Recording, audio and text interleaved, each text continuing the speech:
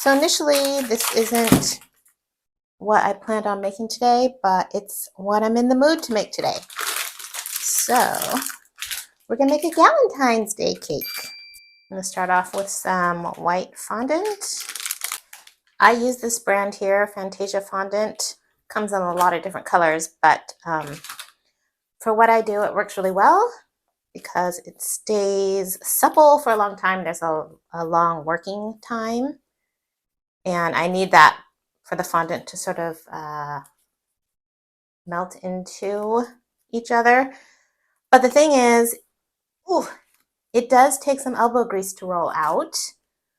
So if you happen to give it a try, which there is a link and a code in the description, I do get a little bit if you do use that code, so that's a win-win for everybody because you can save a little money. But so if it's really cold, you can just pop it in the microwave for a few seconds to get it to sort of room temperature, and then it'll roll out easier for you. Okay, so we're just going to roll that out. For this cake, I'm doing a wrap, not a drape, so I'm rolling a long strip. Okay, so for now, that's good enough. It's pretty thin. Then I make sure I have enough working space to cover my cake. So I've pre-measured my cake. I know that it's 6 inches tall. This is 6 inches wide. So as long as it's wider than this Omni Grid here, Omni Grip, I'm good to go. And my cake, I'm just working on a 5-inch. So it needs to be at least 18 inches long. Because it's a 5-inch, I multiply that by 3. Well, actually go up a size. So I'm working on a 5-inch. I pretend like I'm working on a 6-inch, multiply that by 3. That gives me 18 inches. And as long as I have that much length, I should be good to go. Now, I've made a cake like this before, but you know what? I wanted to make another one just because I enjoy the process. And I never made like a long video with it. So I decided to make a bit of a longer tutorial for you. So this is just a damp paper towel, just rubbing the surface. It makes the fondant sticky, but it's a quicker way than painting water on with a paintbrush. So I just prepped by making different color fondants that could be different skin tones. So we'll start with that. And I'm just going to pinch off little pieces. I did last time make the heads bigger than I wanted to, so I'm going to try to not do that same thing. We'll see. You don't need that much. And then I'm just going to push it down.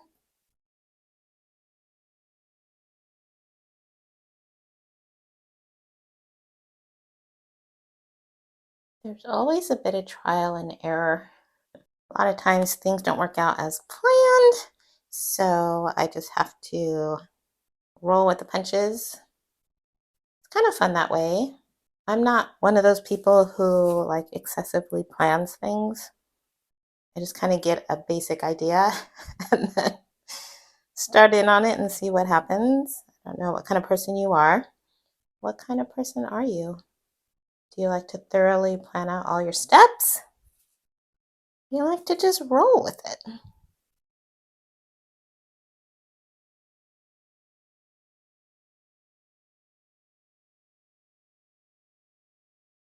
Then I pre-mix some Valentine's Day looking colors.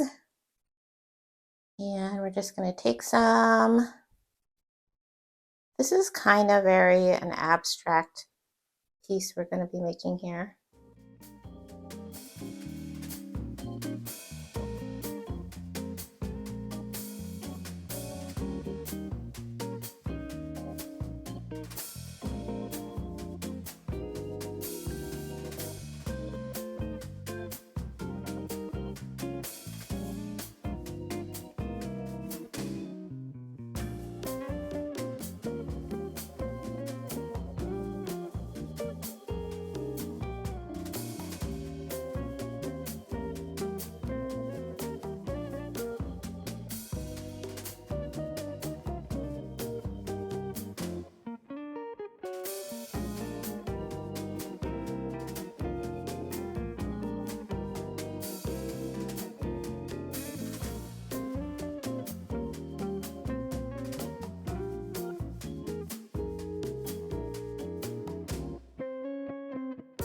Do I know how this is going to turn out? No.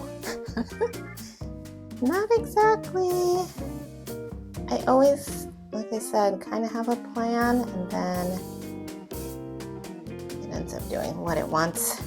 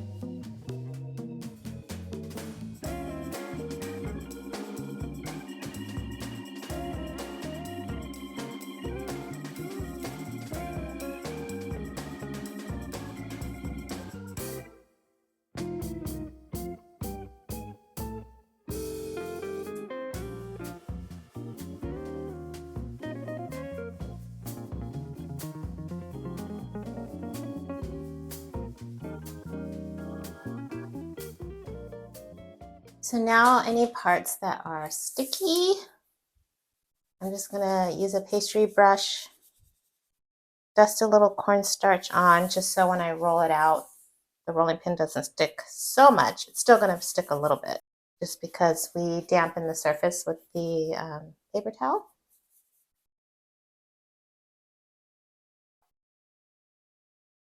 Now this white fondant is already pretty thin, so I don't need to roll it too much. I just like to roll it out a little bit to make the colors I put on top more flush.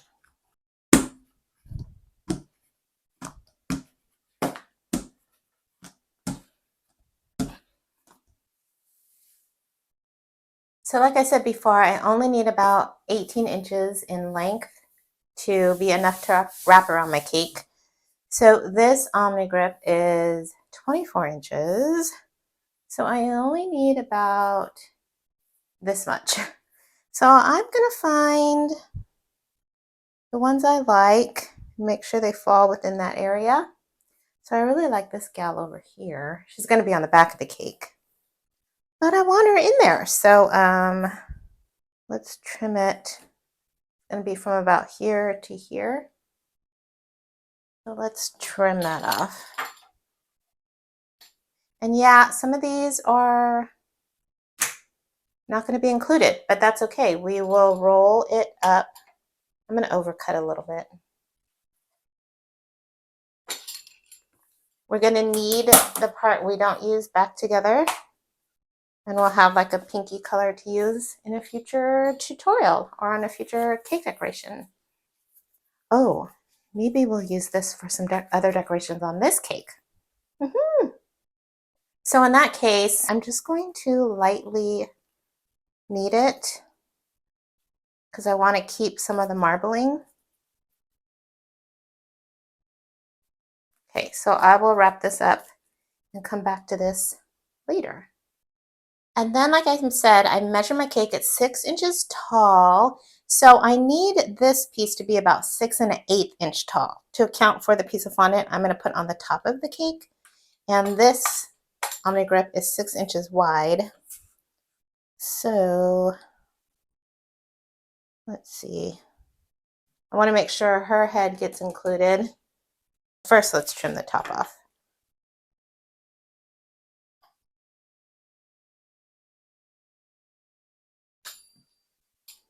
Put that back with the white fondant.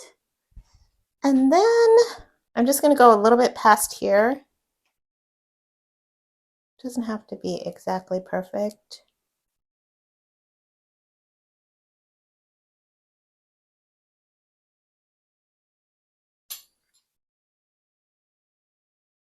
You see how it extends just a little bit past? That's going to make up the difference with the fondant that sits on top of the cake, because we'll put the fondant on top of the cake first, and then we'll wrap this around the sides. That way the seam doesn't show on the sides when you're looking at the cake. sticking. So this is going to be the side panel. And we are just going to take this. I have a piece of foam core usually. I can't find it. I'm going to put it on back on here. And then I am going to set this in the fridge for about 10 minutes or so, just so it stiffens up so that I can, let me trim this. While I put the top on the cake, the fondant piece on the top, but just putting it in the fridge for a little bit helps when I wrap it stay nice and firm. It makes it so much easier. Otherwise, it's going to stretch and get misshapen. Or if you don't have a fridge big enough or you can't put this in the fridge, you can just leave it out for a little bit to stiffen up while you work on some other things. That might be a little tricky depending on the type of fondant you're using, but a lot of the fondants stay loose enough to do that. Yeah, but I'm going to throw mine in the fridge. I'm going to take it and wrap it around real quick.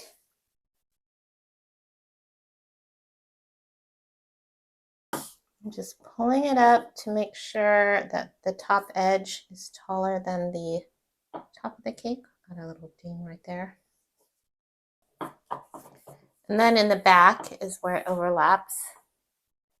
So we're going to trim that off. And I'm just sort of going to trim the back. I'm holding my blade kind of at an angle.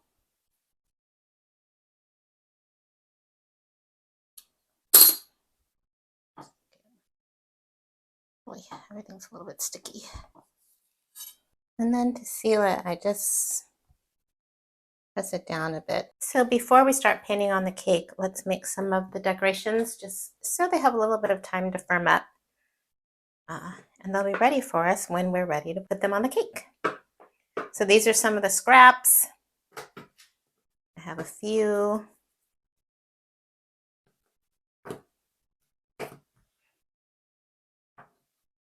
I like to look at the fronts and the backs. And I rolled them a little thicker so that a toothpick could go through the decoration.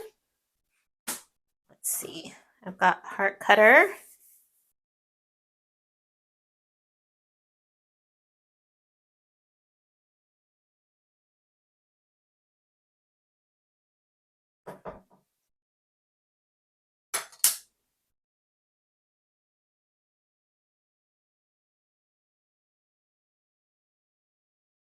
Okay, then let's just take a toothpick and I'm just going to feed it through. And I'm going to set that aside to dry.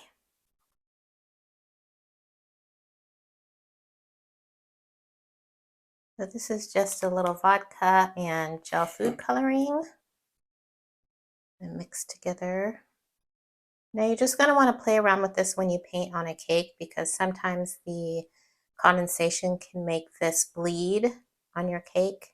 So to be honest, my favorite way to paint is with a little petal dust mixed with melted cocoa butter.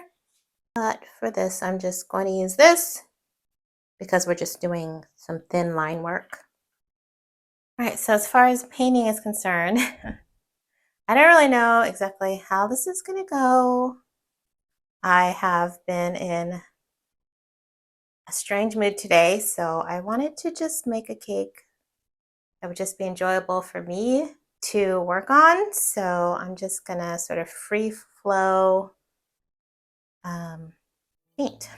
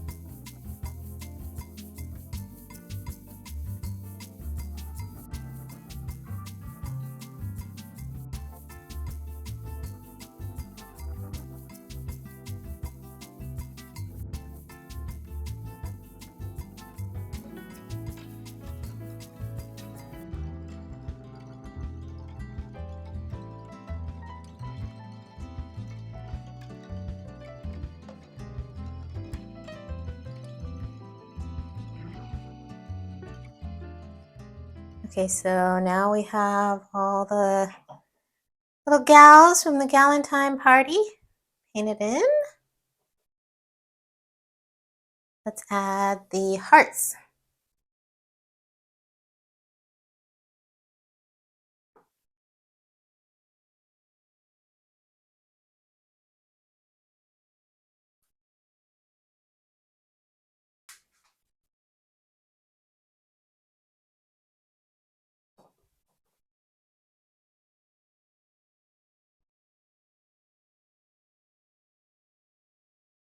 I'm not totally sure about the spacing.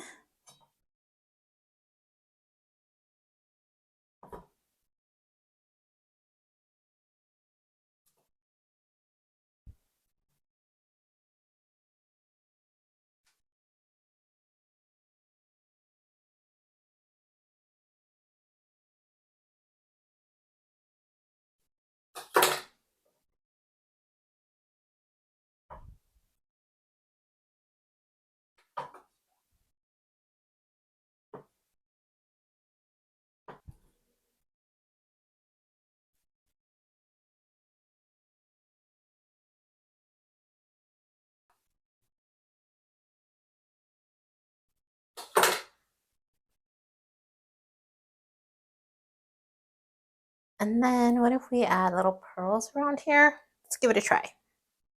All right, so I'm gonna brush this top lip. Just a little water to help the balls stick.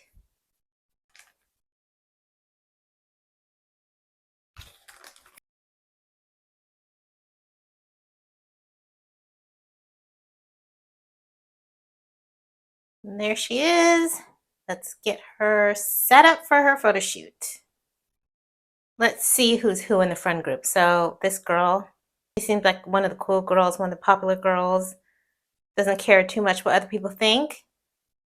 This one also doesn't care too much what other people think. She does her own thing. She doesn't have time to waste on nonsense.